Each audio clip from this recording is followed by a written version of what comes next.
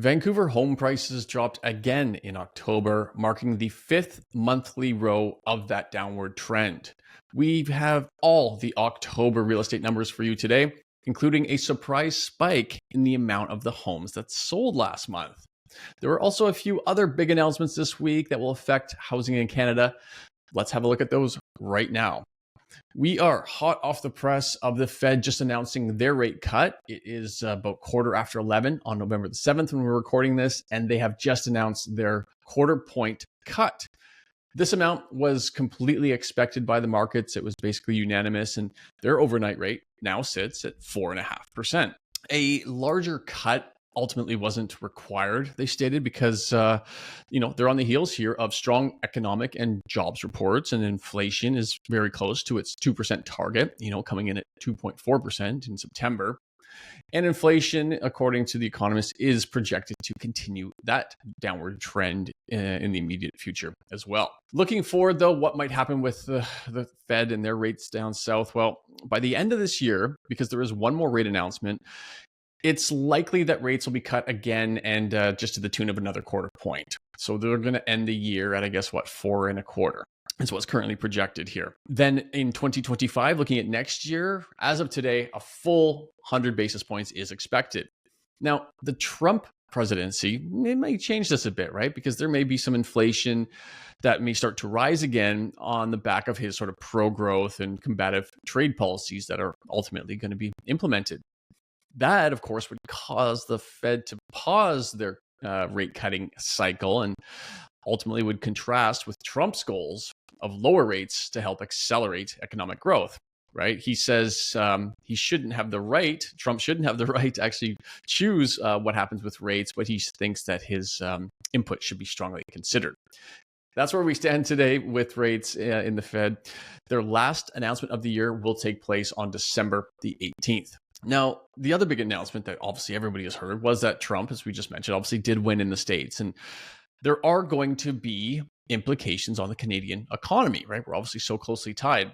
The biggest and the most impactful that we'll all probably feel is the estimated 10 to 20, possibly even 30% tariffs on American imports. This is going to result in an estimated $30 billion in economic costs annually here in our country. And it would ultimately hit the manufacturing sector the hardest. And ultimately, consumers are going to feel this burden the strongest by the inflationary effect that tariffs have on any given country. Overall, if they're big enough and substantial enough, they could actually send Canada into a recession. I mean, especially based on the latest GDP numbers that show the per capita dropping again. So we're now officially in 2 years of, I believe, GDP dropping on a per capita basis in this country now. On top of this, Trump would definitely increase oil production and exports, thereby potentially devaluing that commodity. And of course, Canada has its exports of oil as well. So they can only sell for what our partners can, further affecting our economy. Ultimately, it's such an underutilized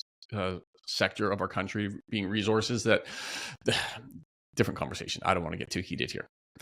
Anyway, let's distill it down to how the Trump presidency or what effects it may have on Canadian housing here. The aforementioned tariffs will have a slowing effect on the economy, possibly a recession. And that's going to obviously cross into a housing market, right? When we're in a slow economy, a low economy, and a recessionary environment, you see fewer sales, right? We're already experiencing it for the last 2 years here, and this will ultimately push down prices. Tariffs will push up the cost of construction, which is going to have another two pretty profound results. One being that builders are going to build less because they can't afford to build and sell at a profit. And the people that are building, well, guess what? Those prices of increased construction costs are ultimately pushed on to the consumer, resulting in, again, higher home prices. The Bank of Canada may have to push their interest rates even lower to offset this weakening economy and somehow stimulate growth.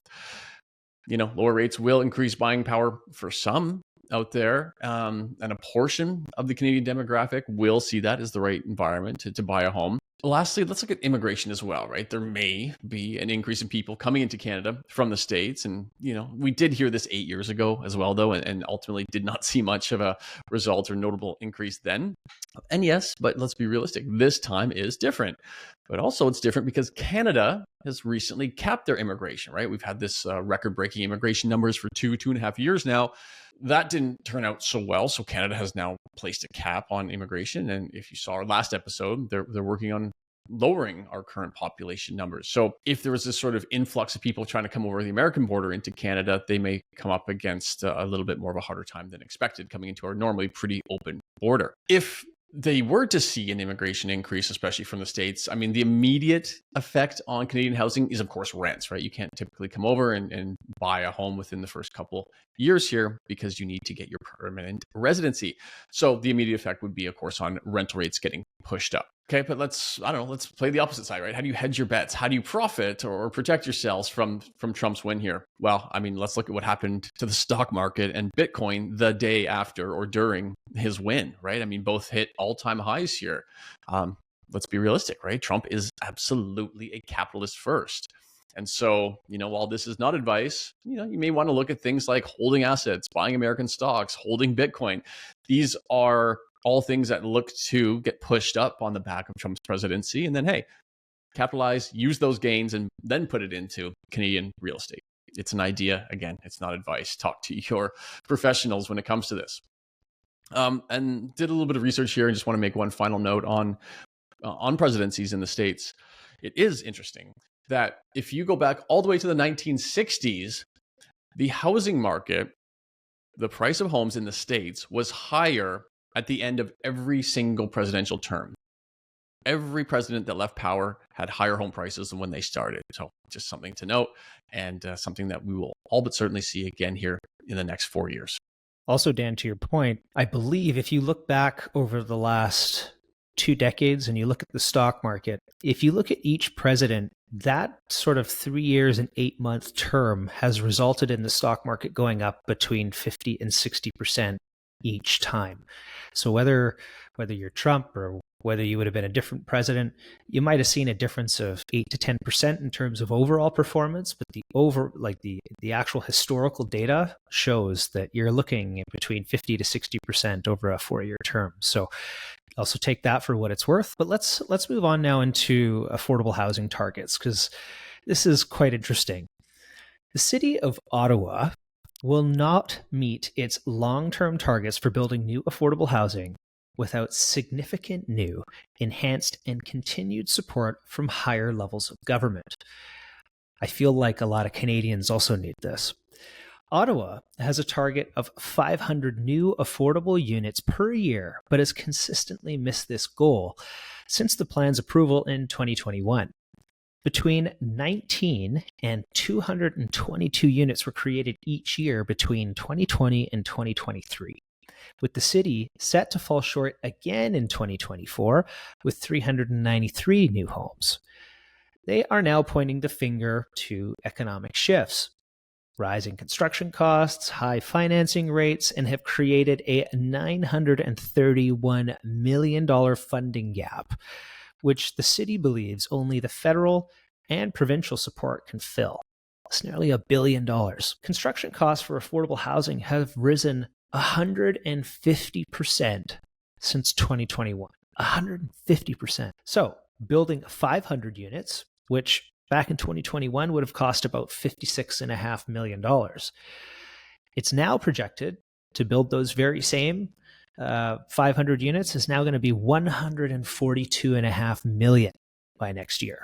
That's an increase of $284,000 per home. So even the government, with their big announcements and the claims that they're going to bring affordable housing to everybody, they can't even meet their own targets. Nowhere close. And in fact, they have to ask for more money every time they continue to miss their targets. So just imagine for 1 second if you are on the private sector here and you're trying to bring units to the market, just how difficult this would be for that sector. Affordable homes, I think, is a bit of a pipe dream. I don't know if they're coming. It just doesn't seem like they can. What's further to this point is if we bring it hyper-local and look at West Vancouver, one of the cities named to the naughty list for not building enough homes, they've announced that they will be 75% short on their targets too, building only 58 new units in 2024. well short of the province's target of 220 for that region. So looking at the permits in the pipeline, Council Nora Gambioli, I hope I pronounced that right, she said, we're not going to get anywhere near these numbers for the rest of the term of this council. It's everywhere. This pain is all over our economy, and even our own government can't support itself. It's incredible what's taking place here. Feels like a bit of a broken record story. But yeah, if private sector can't hit targets, province can't hit targets, Ottawa can't hit targets, it is an incredibly complex and nuanced crisis, if you will, that we have in this country.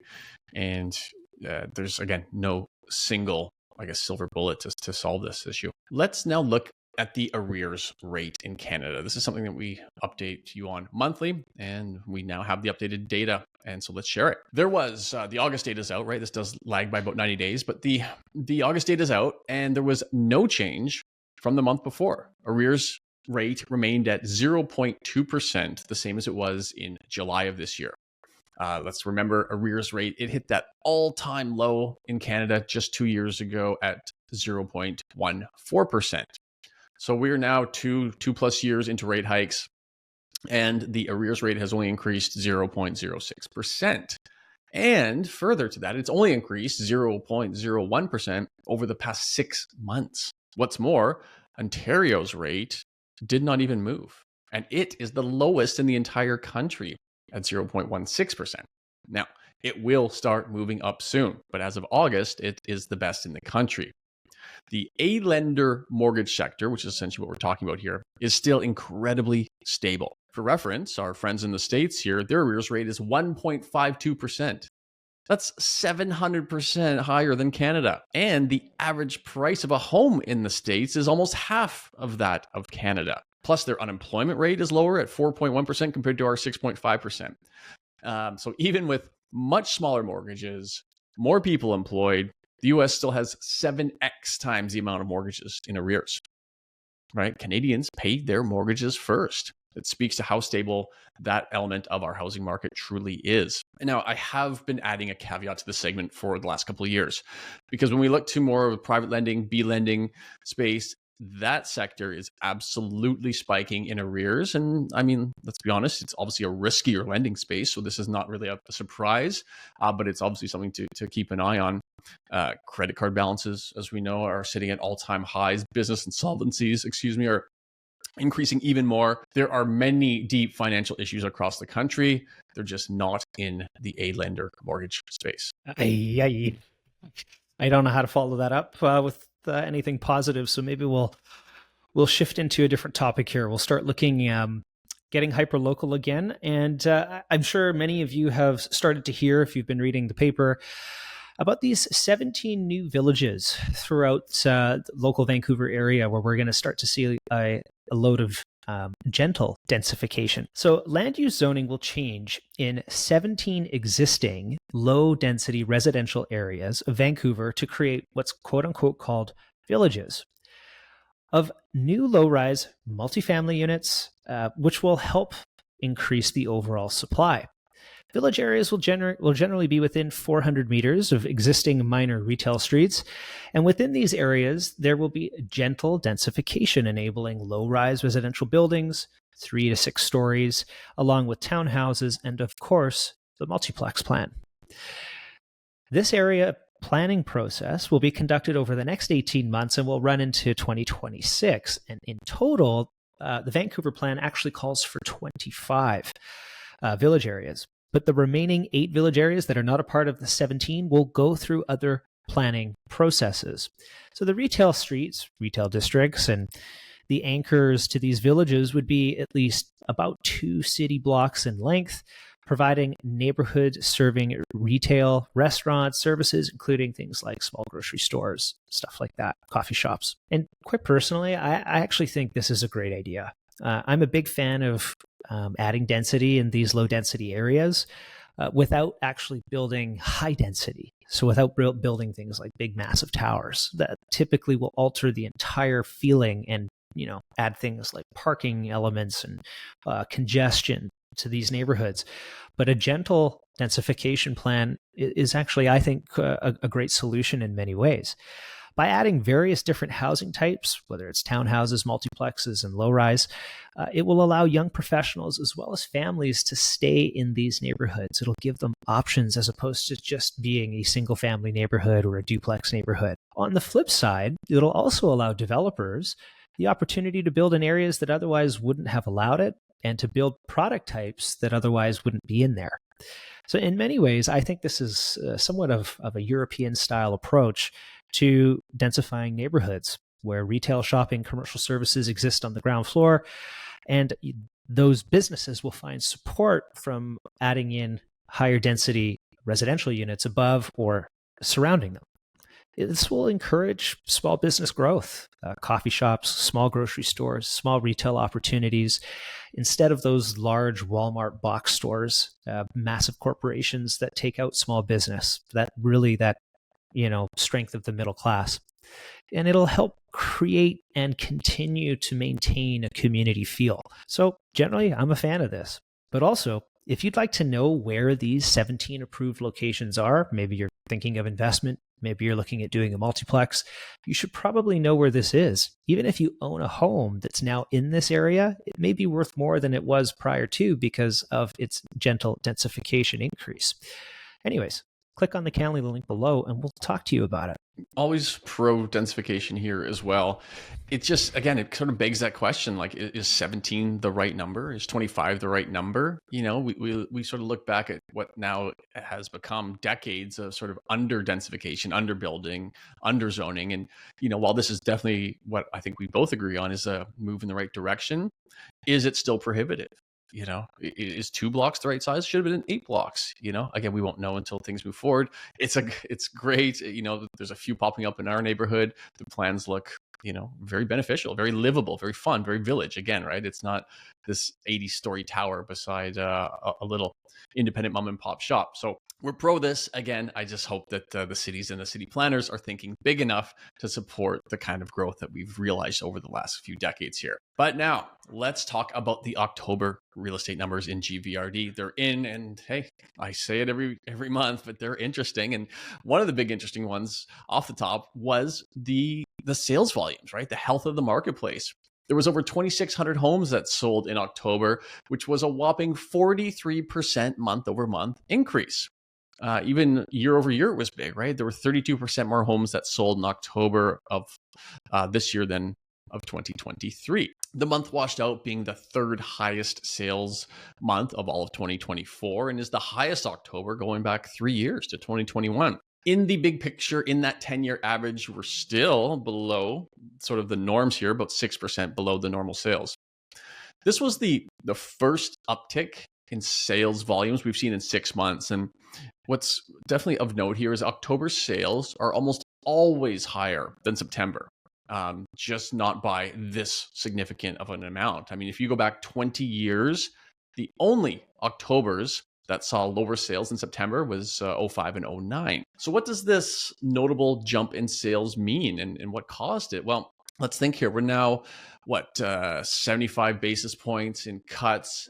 We're ahead of that month. And that would have gotten a couple people, off the sidelines, as well as the projected 50 basis cut that also came true last month. That would have definitely said to some people, hey, you know what? I've been thinking about it long enough. The future looks bright. Now's the right time for me. What's also interesting, of course, is that October 2022 had the identical overnight rate, right? So if we go back 2 years, they're at the same rate as we are today, but sales were 37% higher last month than in that aforesaid 2022 October. Now, why is that? Well, so much of it has to come from sentiment. Because back in October of 2022, rates were increasing and people were like, whoa, what's going on? They were stunned, they were frozen, they were put on the sidelines. Where now we're in a rate cutting environment, right? Where rates are decelerating and the forward projections are for further deceleration. So again, there's much more optimism in this marketplace than when rates were trending upwards. As we have projections now of rates going down about another 100 plus points next year, again, it's getting some people motivated. That the projected rate cuts, coupled with all these recent CMHC mortgage changes and increased incentive talks around housing. I mean, they're trying, they're not really executing, but they're trying. They're enough to obviously get 2,600 people off the sidelines, or 2,600 homes to sell. Obviously took over 5,200 people to make those decisions. But either way, October 2024 was a spike in sales, and it was an exciting month for those who got in or out. Yeah, and if we start looking here at new listings too, we hit 5,446 new listings. This is actually a 13% decrease month over month and a 17% increase year over year. We are still 20% above the 10-year seasonal average. So this is still very much in the buyer's leverages. Sorry, the buyer has the leverage in this arena, at least for the foreseeable future. So how did all these new listings apply to inventory? Well, in October, inventory actually dropped a bit, about 7%, and it brought us to a 5-month low in overall inventory, sitting right now at just under 14,000 active listings. Overall, again, the big picture, inventory is definitely elevated, about 25% higher than this time last year, and 26% above that long-term 10-year average. In fact, you have to go all the way back to 2014, 10 years ago, to find an October with higher inventory than last month. So we are sitting on a lot of homes compared to that big picture. And if we start touching on the sales to active ratio, remember this helps us determine whether we're in a buyer's market or a seller's market or even a balanced one. Overall, we're sitting at 19%. But that's up a whopping 7% month over month. That's quite a dramatic change. We'll see if it maintains, but that puts us well into a balanced market teetering on a seller's market. Though, do remember, it takes at least 3 months for a trend, so 1 month does not make a trend. This, though, is the first increase in after 6 months of drops. So it's nice to see that shift change a little bit. This is the 5th month of a balanced market in the year, and we are now sitting around May 2024 levels in terms of interest. So what does that mean if we break it down by asset class? Well, we're 13% for detached homes. That's up 4%. We're 24% for townhomes. That's up 6%. We're out of a balanced market and now into a seller's market. And 23% for apartments, which is up a huge 9%. Again, out of a balanced market and well into a seller's market. Incredible how fast that's changed. But again, just 1 month. Let's see how the trend continues. Yeah, wild to see apartments, aka condos, move up into a seller's market in October in this landscape. I mean, it's something that is the polar opposite over in Toronto. But let's move on. I've added a new category to our monthly stats, as I think this is one that people might be very curious or interested about, and that's foreclosures, right? These are court-ordered sales. These are bank-owned homes that are being listed. So many times people will come to us and say, hey, I want to buy a foreclosure because that means it's on sale. That means it's cheap. And it's just really not the case here so much in Greater Vancouver, right? We represent a major bank for their foreclosures, and we brought a detached property in Richmond to market. And the occupant was not cooperating, and the occupant would not let any of the potential buyers even in the house to see it. That said, it was listed fairly sharp, and we got 6 offers, essentially sight unseen. So one was accepted, it went to court, and even at the court, it went into multiple offers and sold at ultimately, let's just call it market value, right? So 7 groups wanted to buy this home. And even though it might've been listed a little low initially, it sold at what, we would definitely call market value. So it's not exactly like all these great court-ordered sales or foreclosures you hear about in the States when people are buying homes for pennies on the dollar. Ultimately, these homes still end up on the open market, and it doesn't matter if it's the bank selling it or the homeowner selling it. Everybody has an equal opportunity at buying it at a price that they feel is fair. That said, there can be deals. I have a close colleague of mine who actually bought or offered on a foreclosure in Yaletown on a penthouse. And he got a very, very good deal on paper. Now, it still went to the court, but on court day, nobody else showed up. And his client absolutely got a deal. I would say, peg it maybe in the 7 to 8% under market value. Absolute win for sure. So it does happen. And, let's be honest here. If you are looking for that deal, Looking at foreclosures between, let's say, now and maybe February, when the market is typically quite slow and a lot of people move away from thinking about housing, sure, there could be some opportunities there. You got to dig deep. And the reason is there's only so many. Right now, across all of Greater Vancouver, there's a total of 230 foreclosures actively listed. Okay, that's 0.015% of the entire active inventory out there. Interestingly, the predominant amount of foreclosures are in the detached market. There's 136 of them. Why would that be? Well, it's got to be price, right? These are obviously going to have the biggest mortgage amounts on them. They're going to be the hardest to pay. Condos, there's only 57 condos across the entire Lower Mainland that are in bank foreclosure right now. And there's actually 36 land, just straight land, that's in foreclosure now. So again, pro tip, if you're looking for that, that unicorn deal, there might be a couple months looking forward here where that could be potentially possible for you. Yeah, okay. Let's move on now to days on market. So how long is it taking a property to sell in today's marketplace? Well, if you are priced to market, meaning you are sharp with your listing price, you are looking at 18 days on market. And that's actually down 1 day from last month.